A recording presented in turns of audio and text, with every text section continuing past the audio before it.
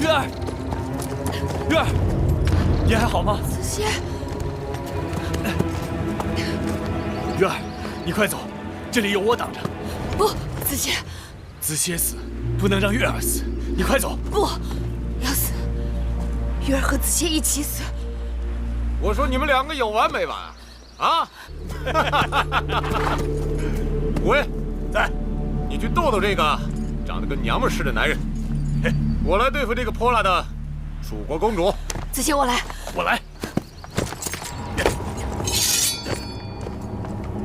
你是何人呢？在下楚人黄歇。阁下是谁？你管我是谁呢？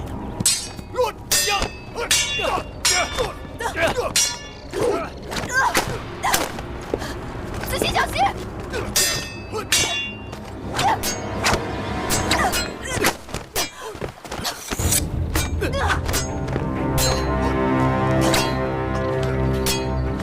子歇，小心！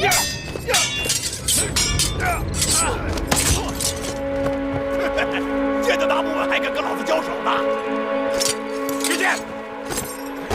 你那个男人不中用的东西，不如跟随本王吧。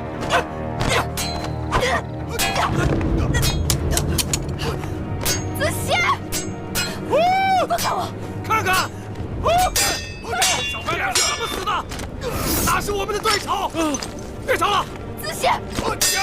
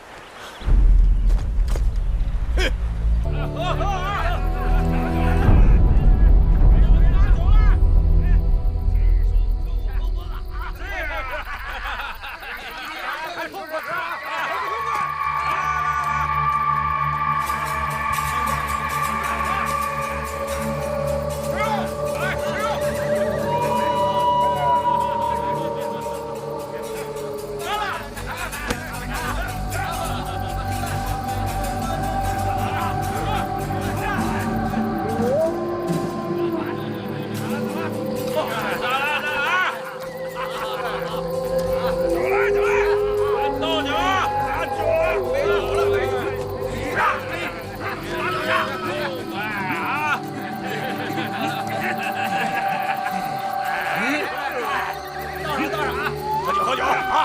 来，喝呀！来，喝！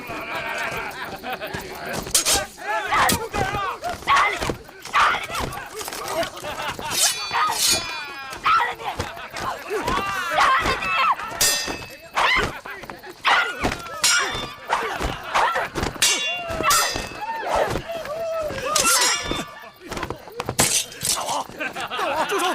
大王这丫头她疯了，她疯了！你们都起什么哄啊？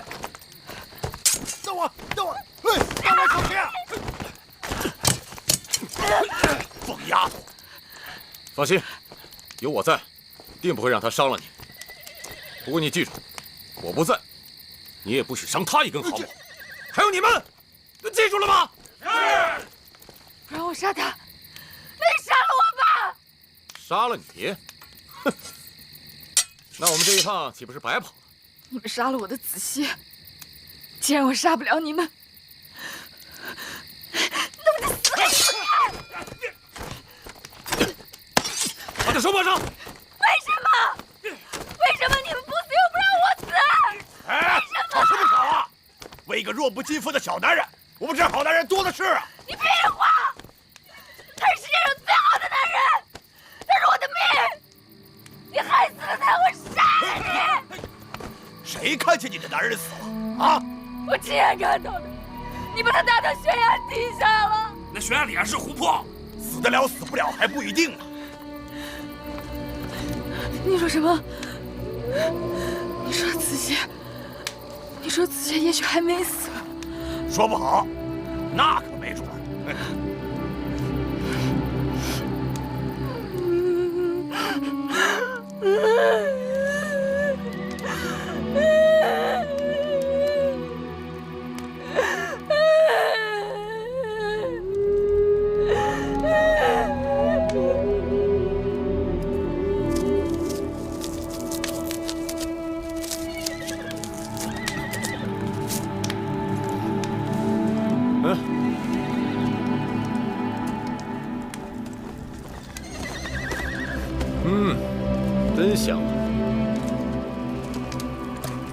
拿着。不饿呀？不饿我可饿了啊。真香。你们为何要抓我？自然是为了钱。你不像是普通的劫匪，你们到底是什么人？你猜猜。披发左衽，必为虎祖，北狄西戎。你们是狄，还是戎？丫头，看来你有点学识啊。东胡、林胡、楼烦，白狄、赤狄，西戎，还是义渠？义渠。义渠？义渠在秦国之西北，怎么跑到东南面来袭击我们？你知道你们袭击的人是谁吗？难道你们吃了豹子胆了吗？这买卖做得值啊！为了你大秦王后。哼，那你就大错特错了。什么意思啊？在你眼前的，不是什么大秦王后。我只是个陪嫁的应女，不值钱。你骗谁呢？啊，性子如此强悍，见识如此不凡，若非楚国公主，哪来的如此心性和教养？哼，你若不是王后，那这天底下就没有女人敢居于你之上了。哼，若是王后，身边怎么可能只带这么少的护卫？如此轻易落入你们的手中。不错，我的确是楚国公主，不过我是庶出为应，王后是我的姐姐。在被你们袭击的时候，我换了她的披风，为了引开你们。她此刻应该已经到商县了吧？哼！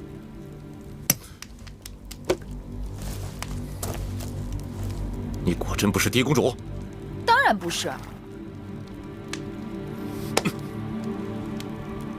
抓你的时候我就起过疑心，如果你是嫁于秦王的新王后，哪会跑来这么一个小男人为你拼命？哼！你的买卖亏本了。这王后的妹妹，多少也值几个钱吧，就是赚多赚少的事儿。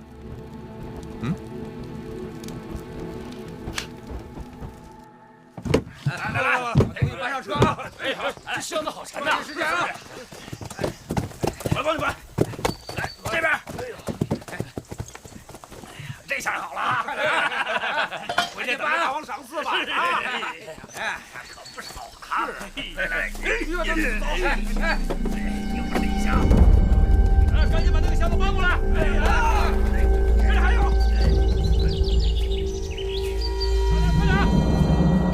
快点！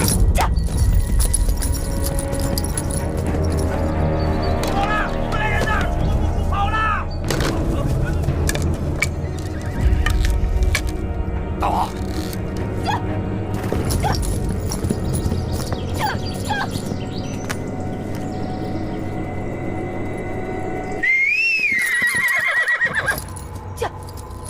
走啊！往前走！哎，别回去！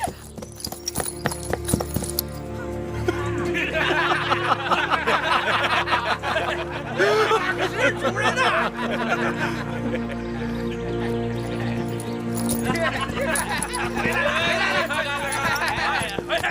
他也算是个骑手啊！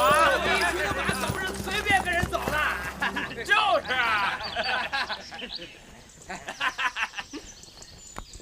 都算了吧。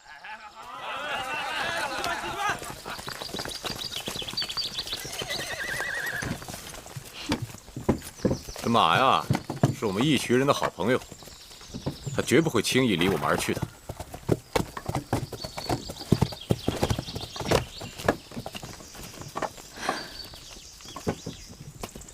既然你这么喜欢黑子，那我就把它给你骑吧。但是记住啊，你不能用鞭子抽它，更不能猛勒缰绳。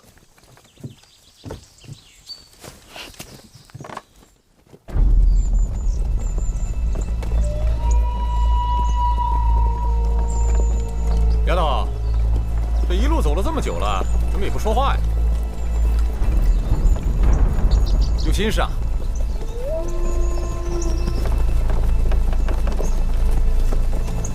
哦，我知道了，害怕了，不敢说话了。大王，大王，大王，前面就是大三关隘口了，不知道秦人会不会因为迎亲队伍被劫，不让我们过关呢？别担心，他们的耳目应该没那么灵光。再说了，我们带了那么多好东西，不用跟他们硬拼，我自有办法。这就是过关的符节，拿给他们看。好，去吧。哈。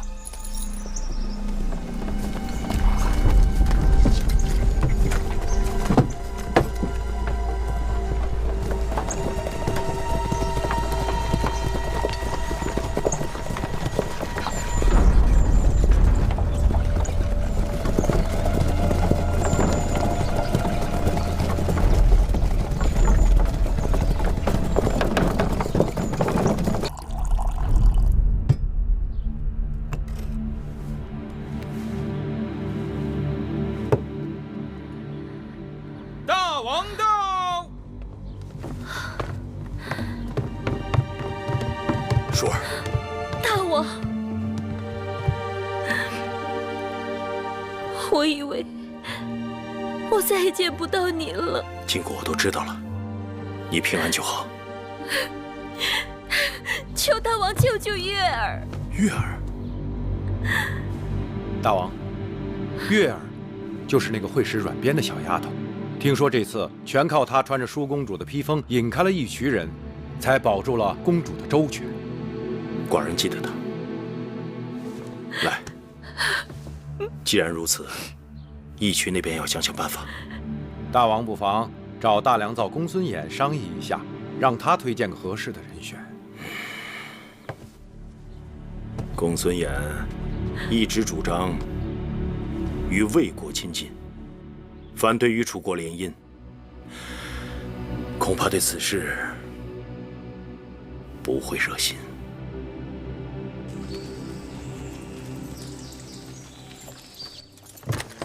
大王，这就是我的义渠王宫，怎么样？还合你的意吧？哎，丫头，既然你不是王后，那不如留在我们义渠，嫁给我们大王。大王可是义渠之王啊！对呀，不比那大秦之王强吧？是吧？是。你个疯丫头！这丫头的脾气像我们义渠的女人。你们听好了，我是楚国公主，是秦王后的亲妹妹。你们言语间再有轻薄之意，就不要怪我不客气。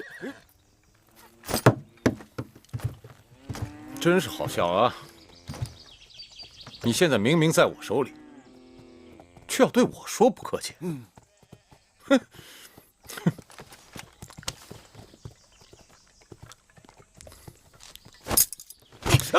大王，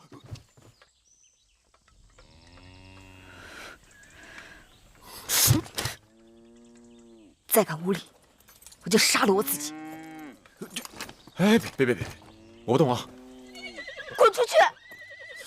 你这是何苦呢？我不就是把你抓回来了吗？我又没对你怎么样，你干嘛要杀我？又要死给我看？你们把我的子谢打下了悬崖，我即使杀了你们，也不能解我的心头之恨。我有机会便要杀了你们，我若是杀不了你们，我就随他一起去。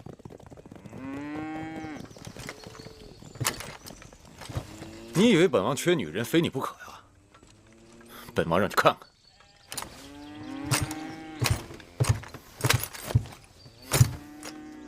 来，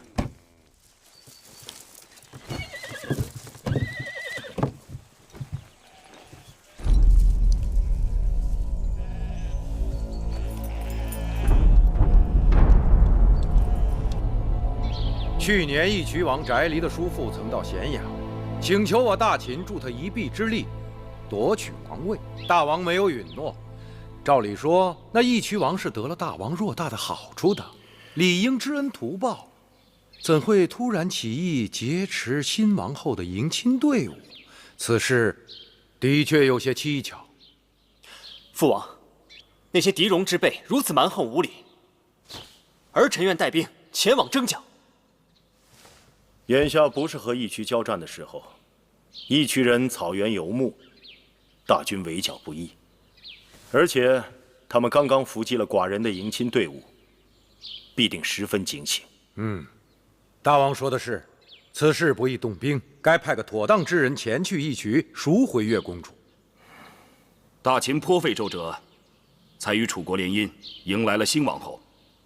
而那义渠王劫去的女子，不过是一个陪嫁的应妾而已。我以为不必如此小题大做。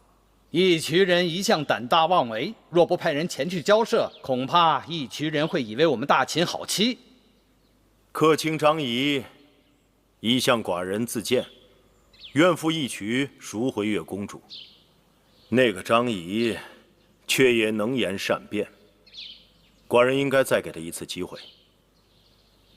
就由张仪带人前往义渠，如何？只是张仪初来乍到，人地两生，若是……那就加个熟悉当地情形的人跟他去吧。据寡人所知，雍瑞曾经见过那义渠人，就派他去，再合适不过了。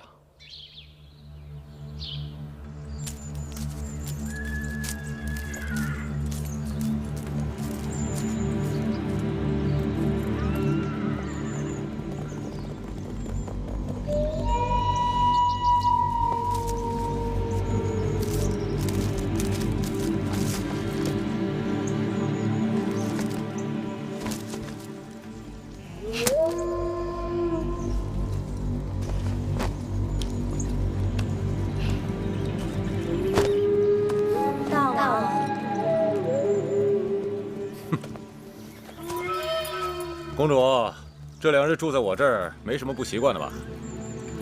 把鸟关在笼子里，还需要跟他商量笼子大小吗？谁说要关你了？哎，你们听好了啊！公主若是呆烦了，就陪她出去走走。是，我不过是你的囚徒，在这里走和在外面走有何区别？这……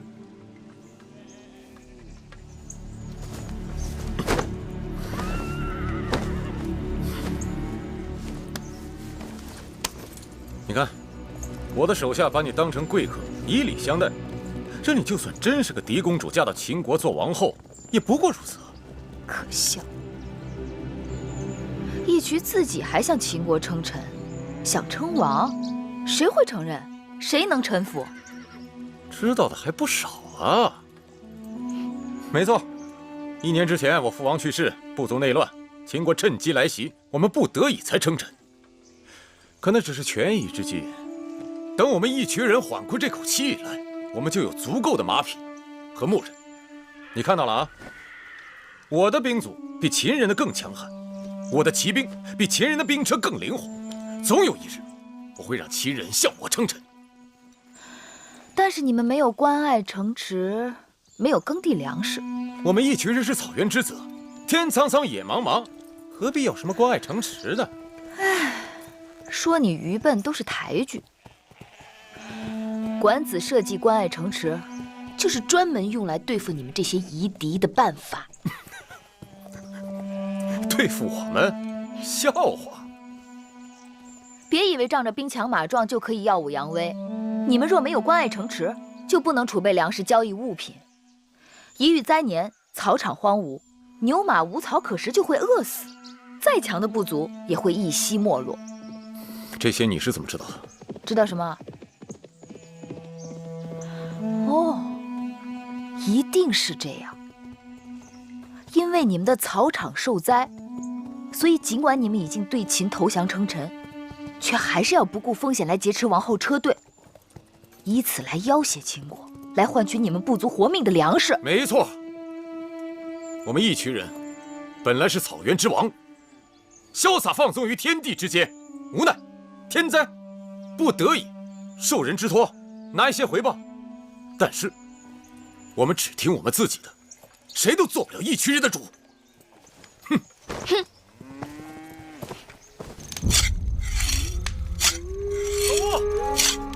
老布，干嘛？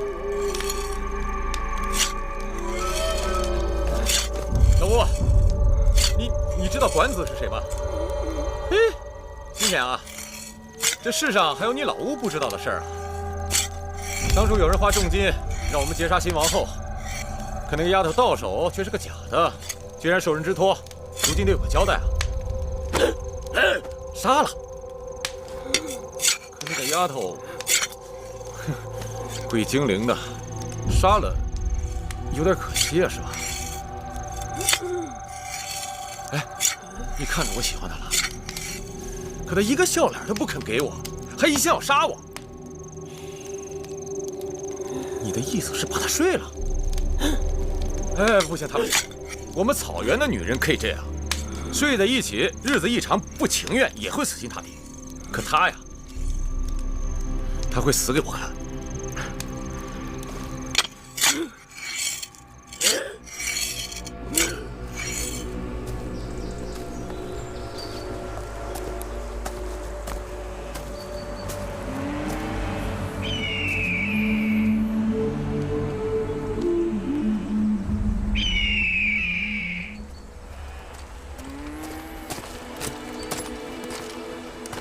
大王，秦王派来使者来跟我们谈赎人的事儿。秦王真的派人来赎他？正是。走，去看看。是。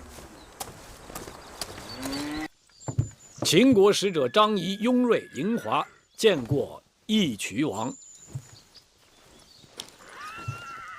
雍公子见过，算是朋友。公子华也是如雷贯耳。你是谁啊？这位是我们大王新请的客卿张仪。没听说过。哈，义渠人热情好客，可义渠王让我们站在这里，这不是待客之道吧？好，坐，都坐吧。上奶茶。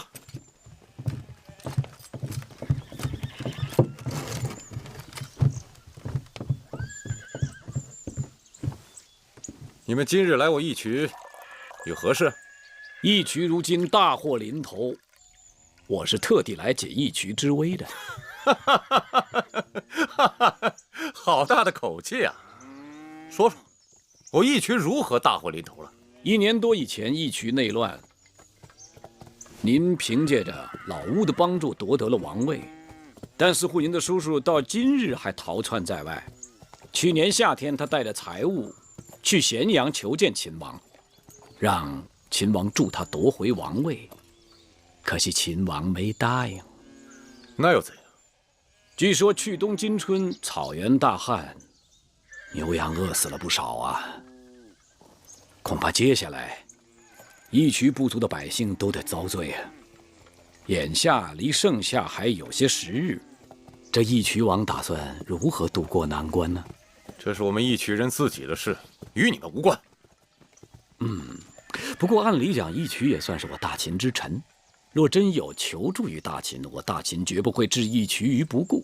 哈哈哈，可惜呀，义渠王为了蝇头小利，竟然攻击大秦王后的车驾，实在是令秦王大为震怒。设想，倘若此时外有秦军讨伐，内有百姓灾荒，岂不是您的王叔重夺王位的最佳时机？再说，义渠王您毕竟年轻，在义渠部族里，您叔叔的威望似乎更为显赫些啊！照你这么说，你们秦人是要助我王叔与我为敌了？也无不可，反正义渠谁当大王与我秦国无关。好，那我就让你们看看，谁才是义渠真正的王！哼，谁是王，还是我们大秦说了算。有我在，看谁敢跟大王作对！你们劫持新王后车马，犯上作乱，没即刻兵戎相见，也是你们大幸。好我吃奶的小娃娃，来讨伐也是。是又如何？公子稍安勿躁，虎威将军火气也太大了点。来，喝杯奶茶。义渠人的东西口味太重，我喝不过。你放肆！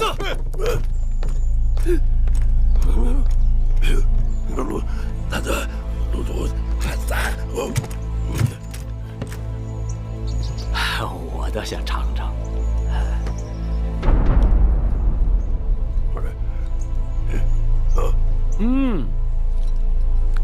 经过眼下，与赵国、魏国、韩国都不和睦，哪有心思来管我义渠啊？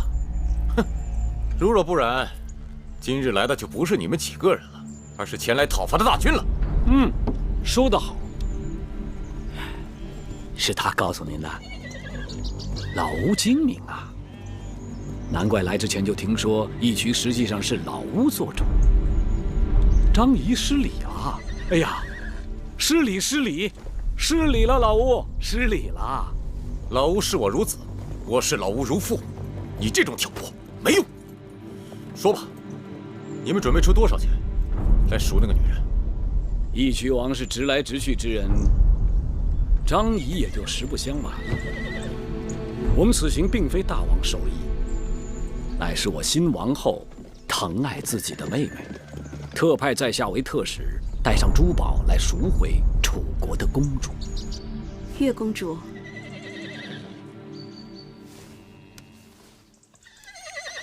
打死你个偷羊小贼！打死你！让你再来偷羊，看我怎么收拾你！什么声音？让你偷！听说是抓住偷羊的小贼了。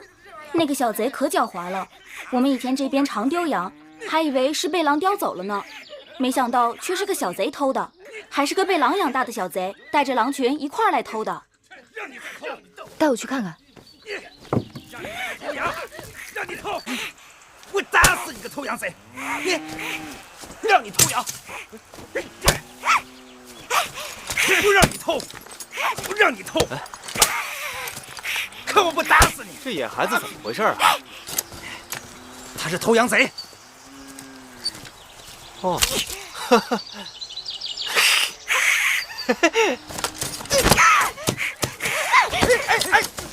哎！你小狼崽子，你撒开！哎，啊！你给我撒开！小狼崽子，我看你真是不想活了！住手！你们也太毒了！这么小的孩子，你们居然下狠手！怪这草原上贼人太多，你看看他，这么点大的孩子，比狼崽子还凶。贵人说的是，这小狼崽子一直在偷我们这边的羊。今年草荒，我们本来生的牛羊就不多了，他不仅偷，还带着狼群来咬伤我们的人。他才这么小，倘若做贼，那也是被逼的。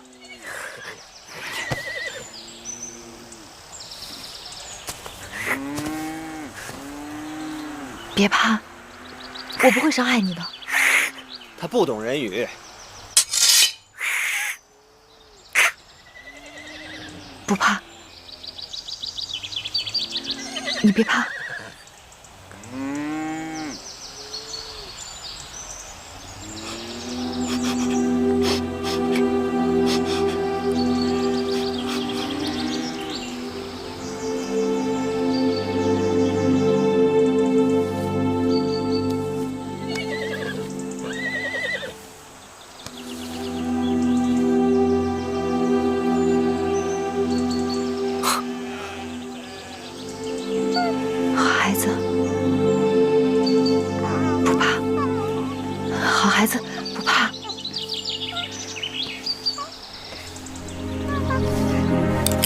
我把这只簪子给你们，把它交给我吧。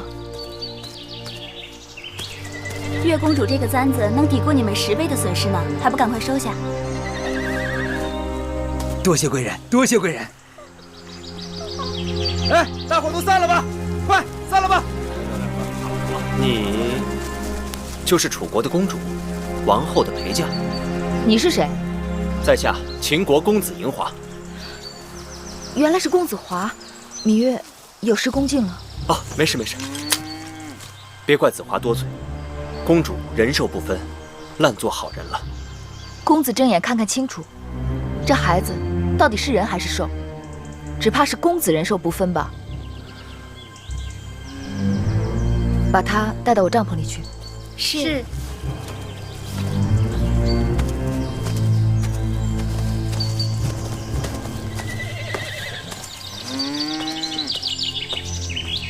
为了向秦国表示我们的诚意，我们劫的东西可以还给你们，但是我儿郎们总不能白跑，辛苦钱总是要给的。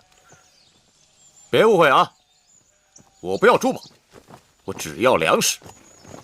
本来我打算把那些珠宝和丝绸锦缎送到赵国邯郸去，换些粮食。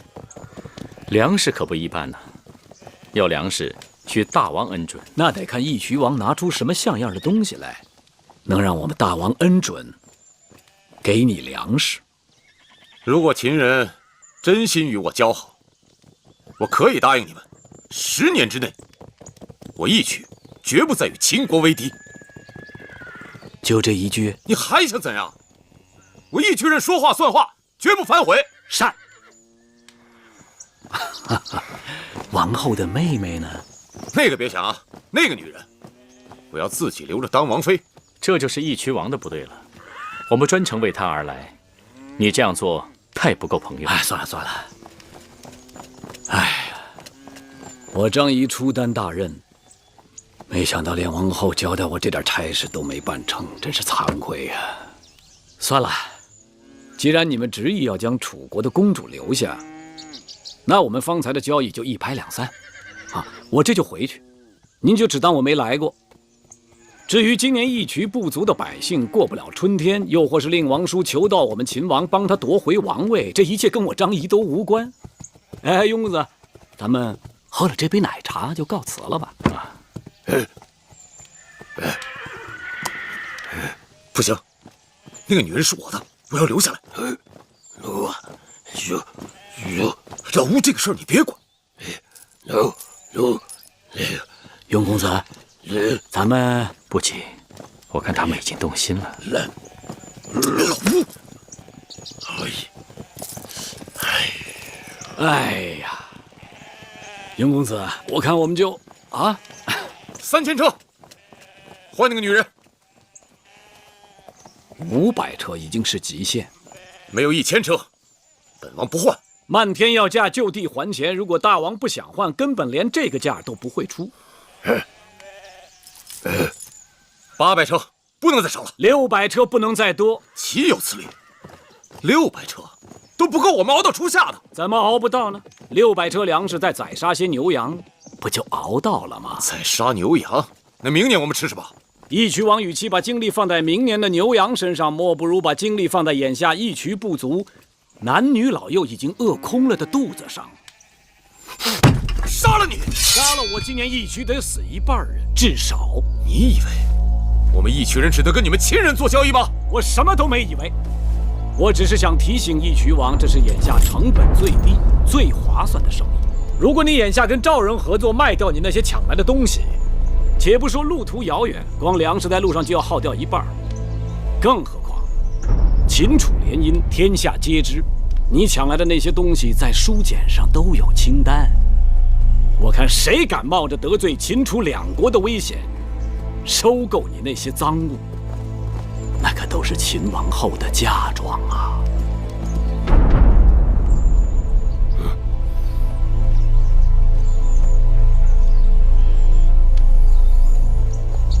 ！600车，成，600车就600车。雍公子，大王英明啊！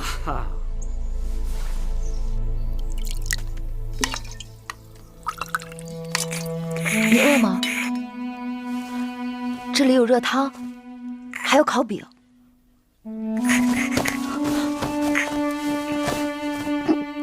慢点吃，别噎着了。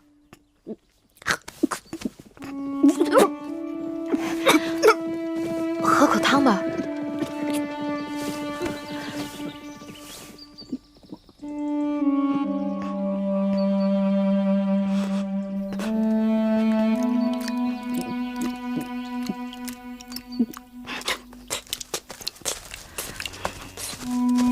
月公主，你们秦国的人来了，要带你回去。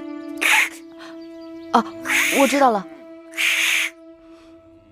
别怕，他不会伤害你的。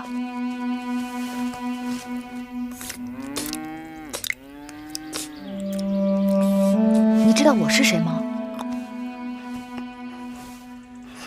我是姐姐，你可以叫我姐姐。听说你救了个小狼崽儿，还真挺像小狼的。你干嘛呀？你吓着他了。你怎么看上他了？他跟我弟弟一样大，我弟弟若是无人照顾，可能也会像他一样。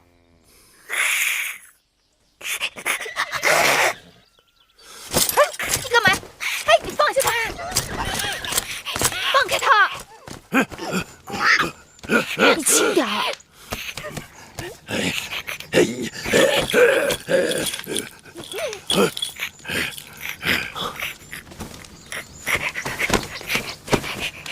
他说什么呀？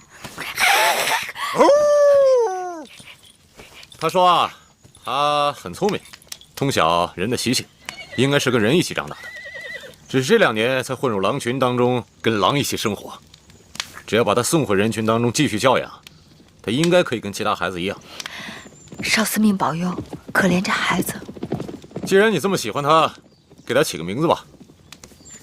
你说你怎么这么小就有白头发，简直像小狼一样。我叫你小狼好不好？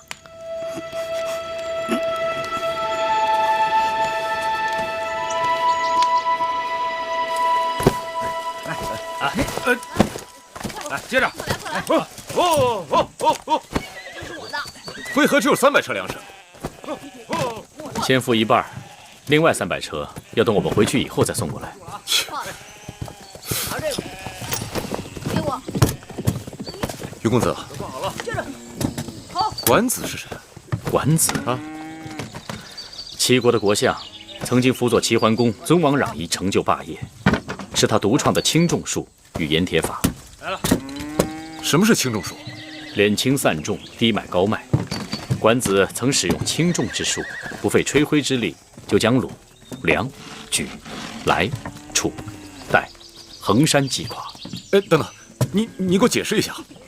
义渠盛产狐皮，如果我向大王高价购买狐皮，那么义渠的子民就都会跑去猎狐挣钱。到那时候会发生什么事呢？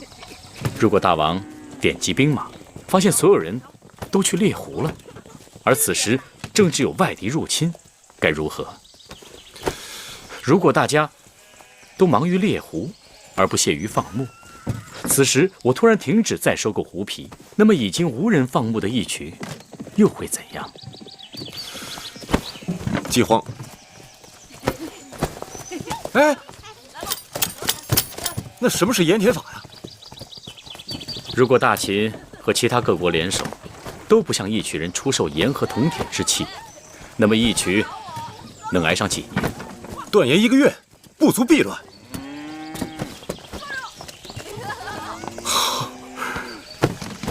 多谢雍公子提醒，我定不负与大秦的盟约。能否请问大王，为何突然对管子有了兴趣？这你就别管了。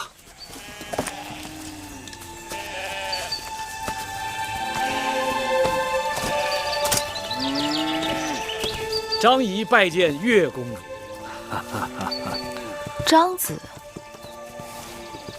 真没想到秦王会把这差事派给了你。是啊，想当初岳公主发重誓与张仪永不往来，没想到这么快就又见面了。你千里迢迢来义渠救我，我谢你。但我也救过你，咱俩互不相欠。啊，不，我赎公主回去是分内之事，公主救我乃再造之恩，所以这辈子张仪都欠你的。回了咸阳进秦宫，说不定你和张仪还会经常见面的。张子错了，咸阳我会去的，但秦宫我是不会进的。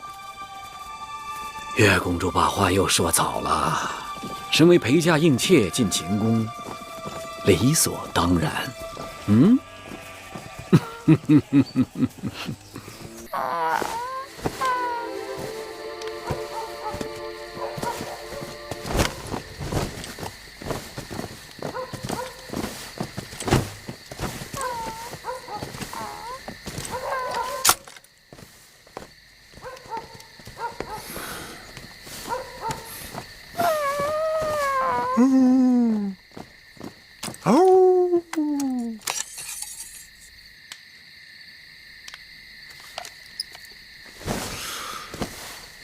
还想杀我？杀人是要靠机缘的。如果你还想杀我，就得祈祷长生天，让你我还能有机会再见面。既然已经做了一次好人，那不妨好人做到底，让小狼弟弟跟我走。这孩子是我们义渠的人，哼，他的事我做主。你想用小狼来要挟我？趁我还没改变主意，明日你们赶紧走人。虽然我们义渠人不会轻易为一个小女子让步，但是买卖做完了，有后悔的事情是有的。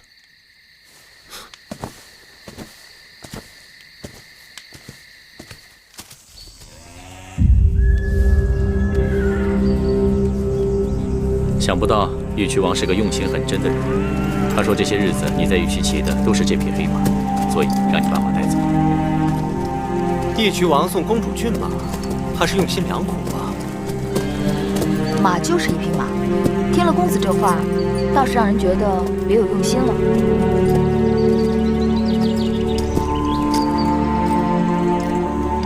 时候不早了，月公主，请上车。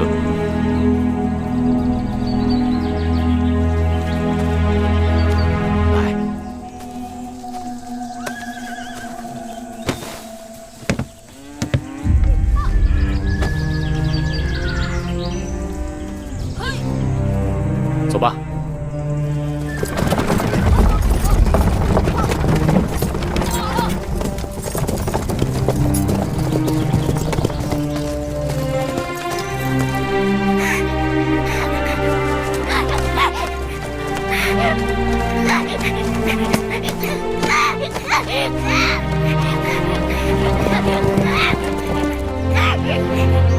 别叫了，他走了。你看，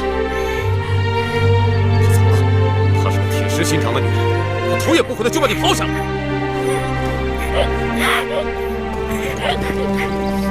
她说她是你姐姐，我把你留下来，竟然连眼泪都没掉。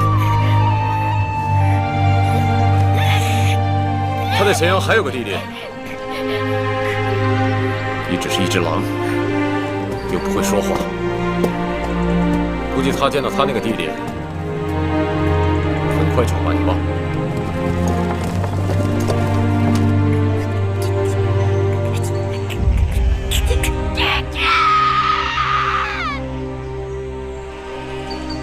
姐姐，小冉，姐姐，快哭！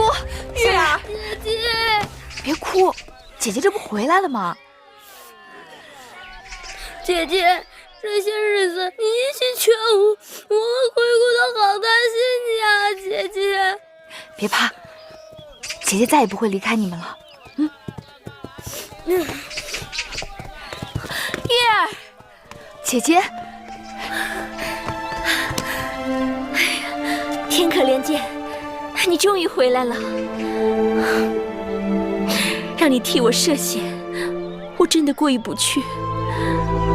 在那些粗俗的义渠人手中，你定是受尽折磨，生不如死。多谢姐姐赎我回来。是大王派张仪赎你回来的，要谢就谢大王。大王若不是看在姐姐的份上，又能知道我是谁？我只谢姐姐便是。你我姐妹同气连枝，你要再这样谢我，反倒让我无地自容了。姐姐，有一件事情我必须要和你说，那就是子歇。当日危急之中，子歇为了救我，被打下了悬崖，至今生死不明。你们可有他的下落？那日，秦国的大良造公孙衍来了，我求他率部去救你，可惜还是没有追上义渠人。后来我们在驿馆安顿下来，又派人去收拾战场。可是回来的人说什么？说许多尸体都被狼叼走了，他们只是在山崖下找到了公子燮残缺的衣裳。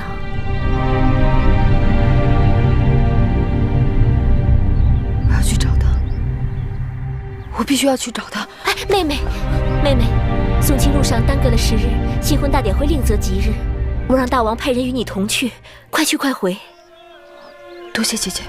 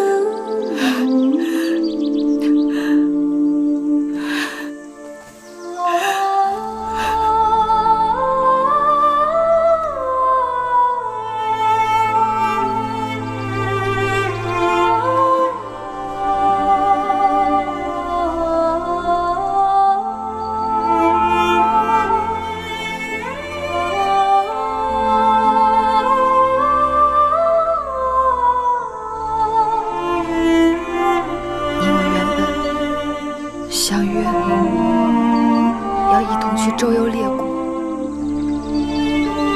现在你去不了，我会替你完成这个心愿。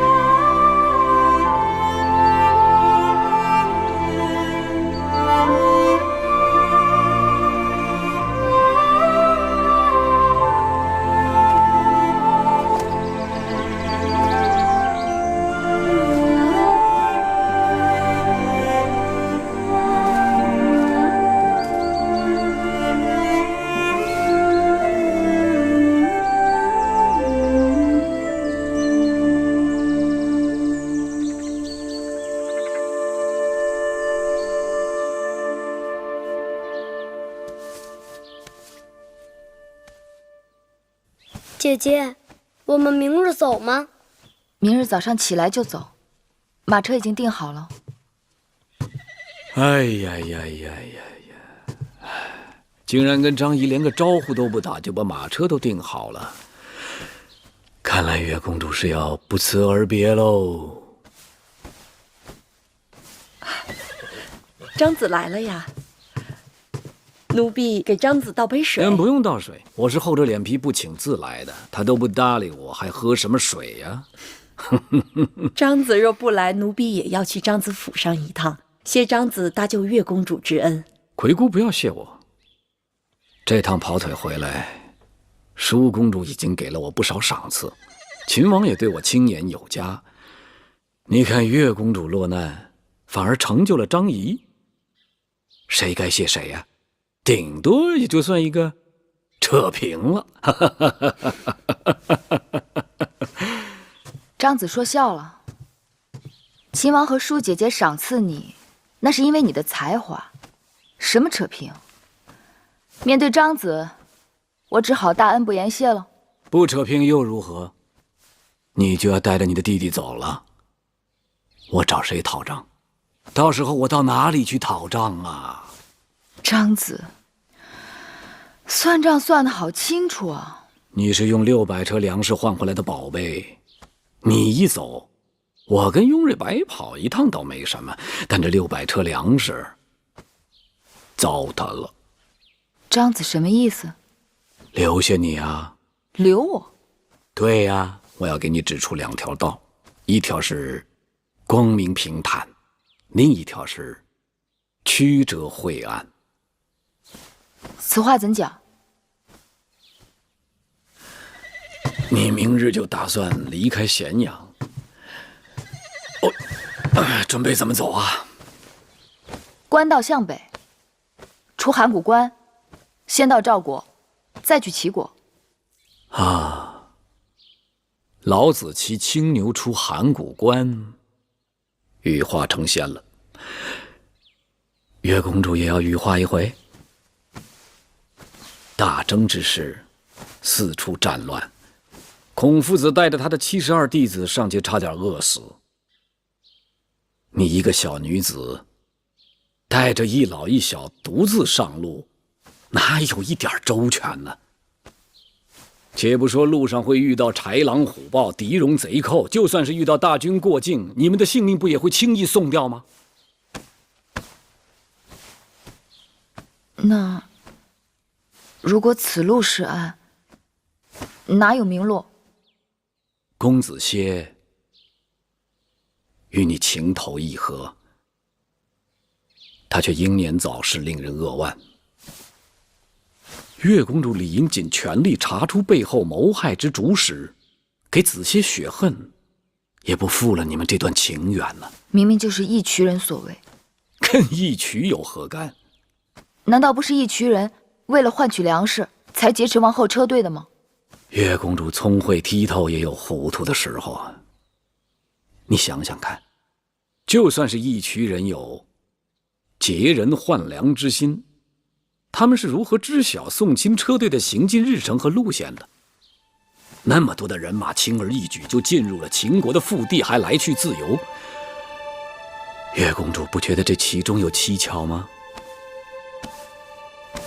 难道是有人通风报信，勾结义渠？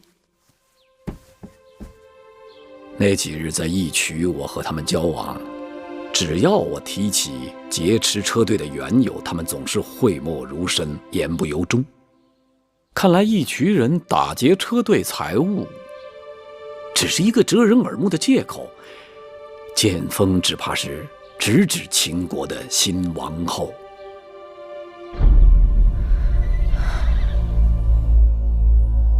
张子说的在理，既然打劫，就应该死死缠住辎重车队。可义渠人的兵马，明明都是盯着舒姐姐穷追不舍。再想想，当初在武关驿站，就曾有人对舒姐姐下手，究竟是何人对姐姐恨之入骨？对舒公主恨之入骨之人一定有，但原因不明。所以月公主理当留下来，凭着你的聪慧查出真凶啊！那义渠王为何一点风声不肯透露？在我看来，义渠王一定知道其中之厉害。他之所以不说，要么是有承诺在先，要么是因为那人位高权重。你们在武关驿馆逃走的那个下毒厨娘，一定有来龙去脉。受何人之命，跟何人联络，被谁庇护？舒公主如今跟秦王去讨公道，一无人证，二无物证，于是投毒下药之事就成了悬案。说不定在迎亲车队里还有他们的同党没有查出，才使得那厨娘下毒下得称心合手，跑路跑得无影无踪。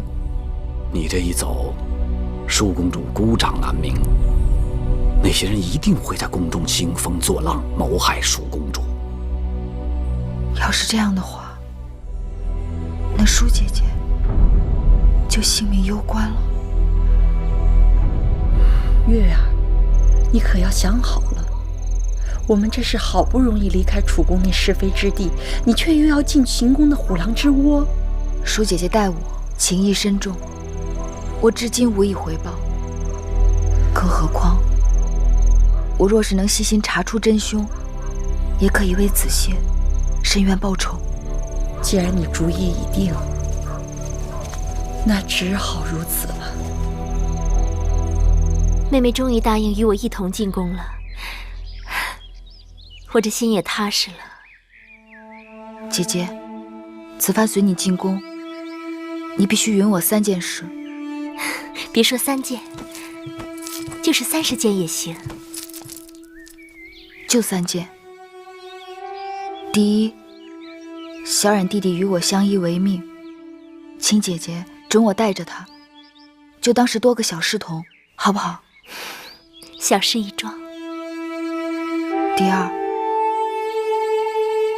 我只在后宫协助姐姐。作为应试，万事皆是分内之事，可唯独不服侍大王。你不愿做大王的妃妾，这不妥。人争名位，如兽争食物。你没有名分，就没有地位；没有地位，就没有相应的衣食供养，就没有在这世上立足的根本。你不服侍大王，难道在宫里做一辈子老宫女不成？我不在意，只随我心。好吧，随你。日后你要想清楚了，我也可以再安排的。总之，不会亏了你。多谢姐姐。那第3件事情呢？姐姐，若有一日我遭遇不测，还请姐姐照顾小冉，善待魁姑。妹妹，不要吓我，到底怎么了？详情，姐姐还是不知晓为好。妹妹到这时还说这样的话，你我同坐一条船，知不知晓有何区别？哎呀，妹妹别再让我着急了。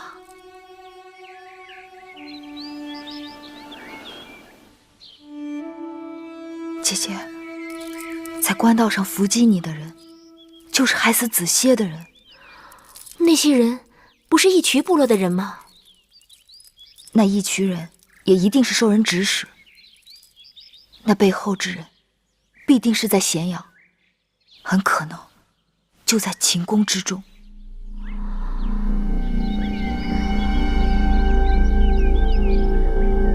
这是大事，可如何是好？所以我要随你进宫，查出真凶，为子歇报仇。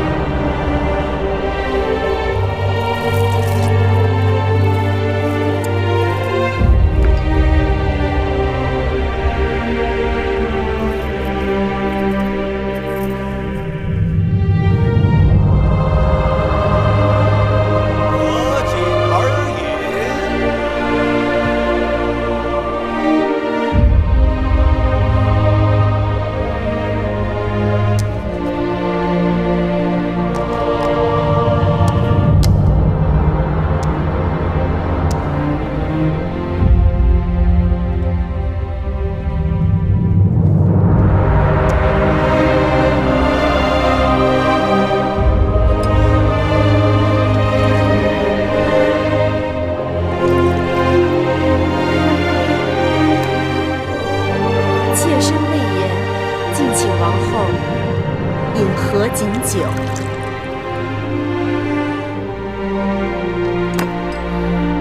魏夫人辛苦了。大王，请饮合卺酒。